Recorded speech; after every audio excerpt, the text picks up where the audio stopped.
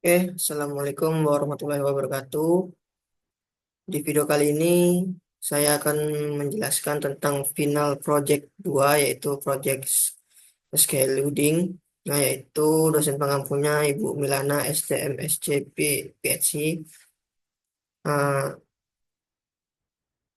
uh, Perkenalkan, nama saya Muhammad Iko Pratama dengan NIM 22073058. Langsung saja di sini saya diinstruksikan pada mata kuliah manajemen industri, yaitu menyelesaikan uh, pembuatan diagram PERS atau per CPM. Uh, Yaitu instruksinya sini adalah sebuah proyek yang terdiri dari beberapa aktivitas seperti tercantum di bawah ini. Ini ada aktivitas A, B, C, D, E, F, G, H, I, dan J. Nah, di sini ada 10 data, yaitu yang dimana non itu ya itu awal, pekerjaan awal yang pertama dikerjakan itu. Dan di sini diubah yaitu pada aktivitas C, yaitu untuk durasinya tergantung pada 2 digit pertama NIM. Nah, itu yang D tetap, yang E yaitu CD, ini tetap, kemudian yang F ini 2 digit terakhir NIM. Jadi data ini yang ada angkanya sudah tetap, kemudian di sini ada sedikit perubahan pada 2 digit awal pertama yaitu sesuai NIM awal, kemudian 2 digit terakhir pada NIM di akhir. Contohnya di sini tulisan kembali kasus di atas dengan memasukkan angka yang sesuai dengan NIM masing-masing. Misal NIM Anda 19073085. Nah, durasi C berarti 19 karena di awalan NIM. Kemudian F-nya ini yaitu 85 karena di belakang NIM ada 85 hari. Jadi itu yang akan dirubah sesuai dengan nantinya NIM saya sini yaitu 22073058. Kemudian yang kedua yaitu diperintahkannya gambarkan rangkaian aktivitas di atas secara lengkap ke dalam diagram per atau CPM dan Predence diagram. Nah, habis itu kemudian ada berapa lama waktu yang dibutuhkan untuk menyelesaikan proyek tersebut. Kemudian yang keempat, tentukan lintasan kritis dan proyek tersebut menggunakan diagram PERS atau CPM dan Precedent diagram. Yang kelima, analisa hasil yang saudara peroleh, yaitu apa arti lintasan bagi proyek tersebut. Jelaskan apa manfaatnya ketahui jalur kritis. Kita lanjut. Ini adalah soal, kemudian di langkah-langkah perintah yang akan dikerjakan. Nah, di sini sudah saya ganti, yaitu karena NIM saya adalah 22073058, maka durasi C adalah 22. Sesuai NIM saya depan yaitu 22. Kemudian pada yang F yaitu 58 sesuai dengan NIM saya yaitu 58. Jadi di sini sudah kita dapatkan hasil durasinya semuanya sesuai dengan yang diperintahkan.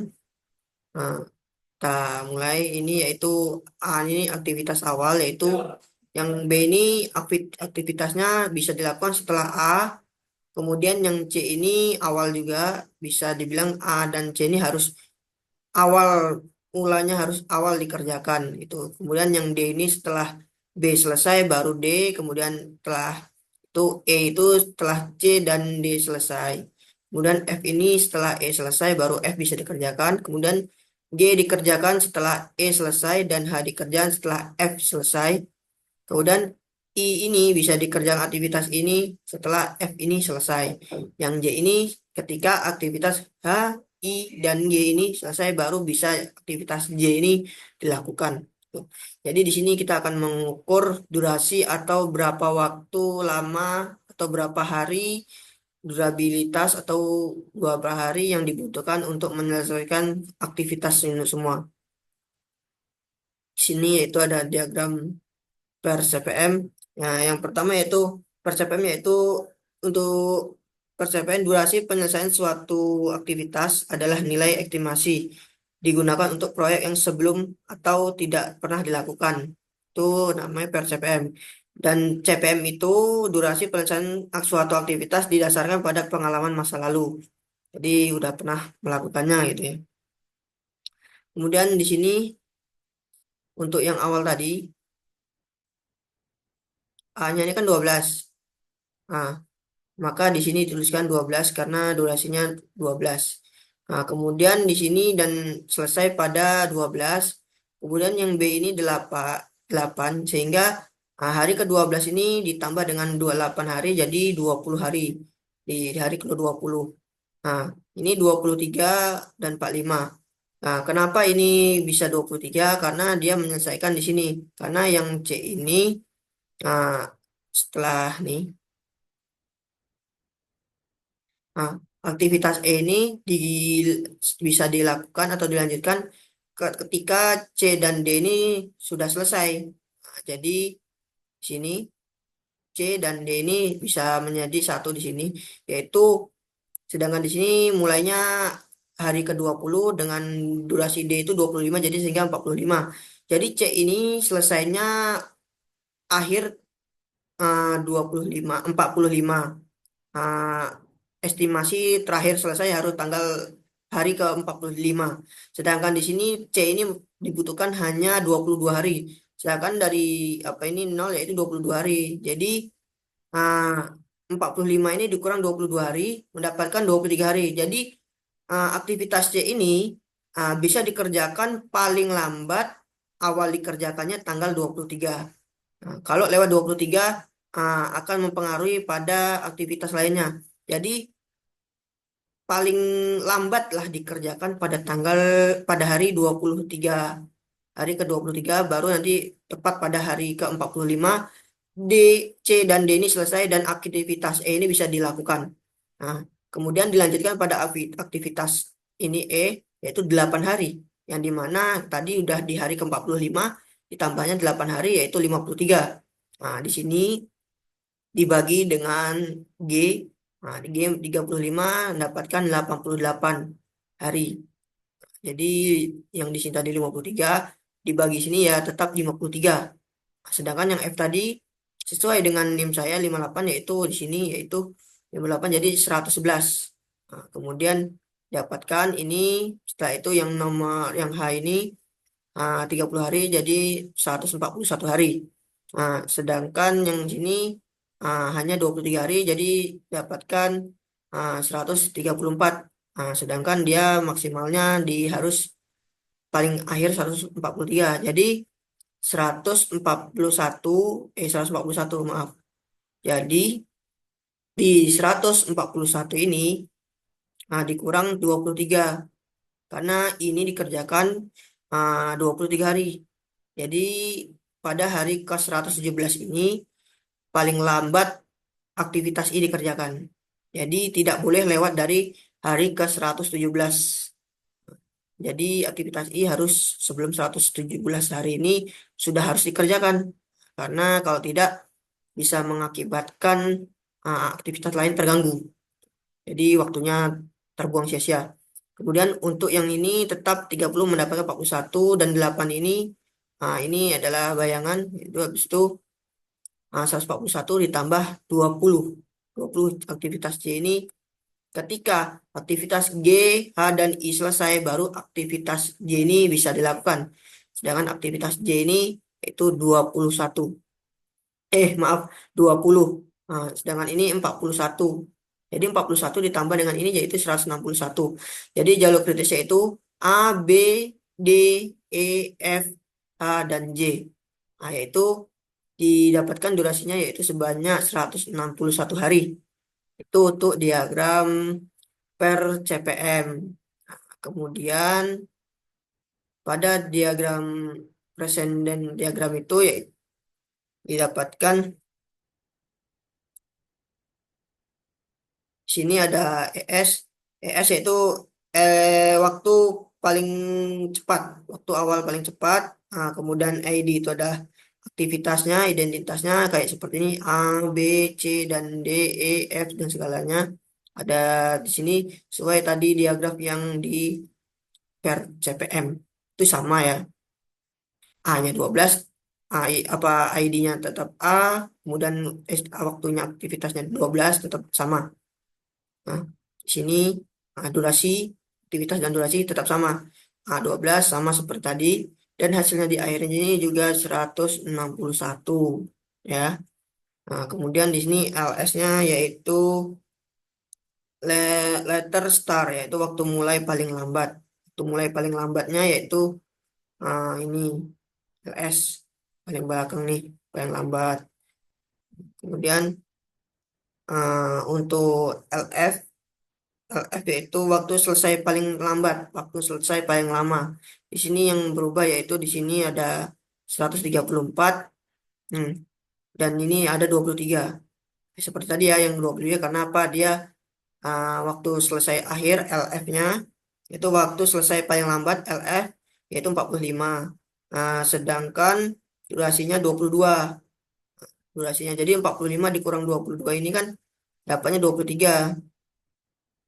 Nah, jadi durasi paling lambat atau ini SL ini yaitu star, yaitu tenggang waktu yang keterlambatan. Tenggang waktu keterlambatan yaitu waktu paling lambat aktivitas itu bisa dilakukan pada 23 hari untuk mendapatkan hasil akhirnya atau waktu yang tepatnya 45 hari sesuai dengan yang tadi. Tuh. Jadi harus dimulainya paling lambat 23 hari. Dan bisa ini paling lambat ya ini. Atau batas maksimal keterlambatan gitulah 23 hari gitu. Kemudian lanjut di sini ada di sini 117 yaitu karena dia J, H dan ini harus selesai terlebih dahulu untuk J. Maaf ini J itu apa jalan apa bisa dilakukan. Nah, sedangkan di sini selesainya 111 hari. Nah, sedangkan di sini 141 dikurang durasinya 23 ini berarti dapatkan 117 hari waktu keterlambatan atau waktu paling lambat dikerjakan pada hari ke-117 baru mendapatkan 141 dan di sini dapatkan 161 sama hasilnya tetap sama ya. Hanya saja ini dibagikan ada durasi estimasi paling lambat ini dia dibagi di per kolom-kolom ini saya buat sendiri.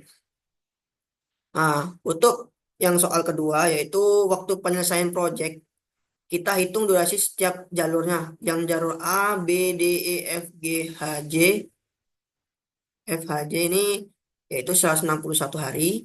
Kemudian A, B, D, E, F, I, J ini 154 hari. Nah, yang ini C, E, F, H, I itu 138 hari. Nah, yang C, E, F, I, J 131 hari dan C, E, G, J itu 85 hari. Jadi dari hari ini tuh kita ambil hari yang paling lambat, yaitu hari estimasi yang paling lama selesai. Jadi kita ada selang waktunya bisa maksimal lah gitu. Itu yang bisa kita kerjakan. Jadi kita tidak terlalu diburu-buru. Jadi kita harus sesuai mendapatkan jalur yang terlama atau kritikalnya yaitu A, B, D, E, F, A, J. Yaitu 161 hari. Kita lanjut pada yang ketiga, lintasan kritis. Lintasan kritis yaitu critical part, yaitu durasi 61 hari. Lintasan ini tidak memiliki slack atau kelonggaran waktu, sehingga keterlambatan pada satu aktivitas akan menyebabkan keterlambatan proyek seluruhnya.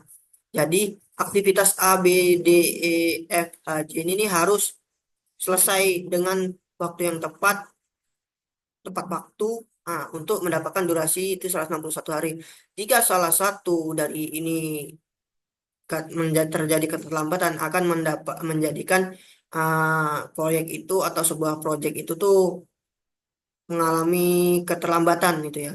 Jadi melewati batas maksimal gitu. Jadi nggak tersusun rapi. Jadi nggak bagus dia ini. Jadi kita misalkan, oh kita butuh waktu nih sama orang atau customer nih 100 hari. Jadi 100 hari 101 hari. Jadi kan kurang profesional jadi kita mengatur kinerjanya itu. Jadi harus usahakan ini harus pada waktu yang tepat.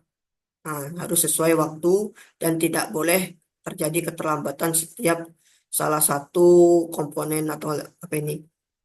Setiap part-partnya A, B, D, E, F, H, J ini tidak boleh ada keterlambatan.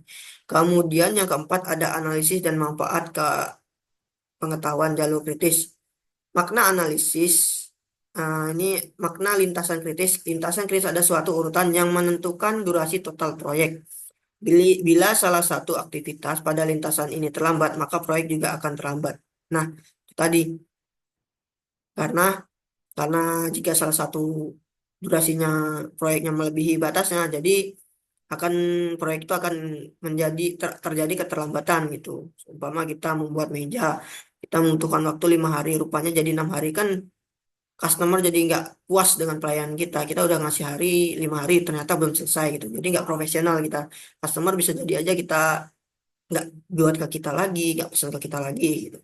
Kemudian ada manfaat manfaat pengetahuan jalur kritis itu yaitu membantu manajer proyek fokus pada aktivitas paling penting. Jadi ini aktivitas yang paling penting ini jadi tetap dikerjakan terus gitu loh. Nah, jadi yang lanjutnya alat perencanaan dan pengendalian jadwal. Nah, manfaat dari jalur kritis tadi. Nah, jadi jadwal atau pengerjaan itu tuh udah ada aturannya pada hari keberapa dikerjakan, selesai harus hari berapa. Jadi harus ada tahap-tahapannya. Kemudian membantu penentuan alokasi sumber daya secara efisien. Nah, jadi se ini menjelang misalkan A dikerjakan. Nah, untuk B ini kita bisa ada alokasi sumber daya itu secara efisien. Jadi waktunya tuh bisa kapan, oh kita pesan ini hari sekian, hari ini, hari itu. Jadi tahu kita sebelum dikerjakan atau jadwal proyek itu harus dikerjakan, sumber daya atau apa itu bahannya sudah dapat gitu. Kemudian di sini ada memberikan informasi aktivitas mana yang bisa ditunda tanpa mengetahui proyek. Itu tadi didapatkannya di apa tadi ada beberapa aktivitas yang sedikit memiliki kelonggaran waktu karena aktivitas itu tuh durasinya sebentar gitu. Jadi bisa diseling dengan aktivitas lainnya. Jadi itu bisa gimana ya? Kita mengerjakan aktivitas yang satu ini. Nah, yang satu ini kita bisa sambilan atau kita bisa angsur-angsur dan nantinya aktivitas yang ini nih dan yang itu bisa siap berbarengan gitu karena adanya manfaat jalur kritisnya tadi tuh. Jadi sekian penjelasan dari saya. Jika ada kata-kata saya yang salah, mohon dimaafkan. Saya akhiri dengan Assalamualaikum warahmatullahi wabarakatuh.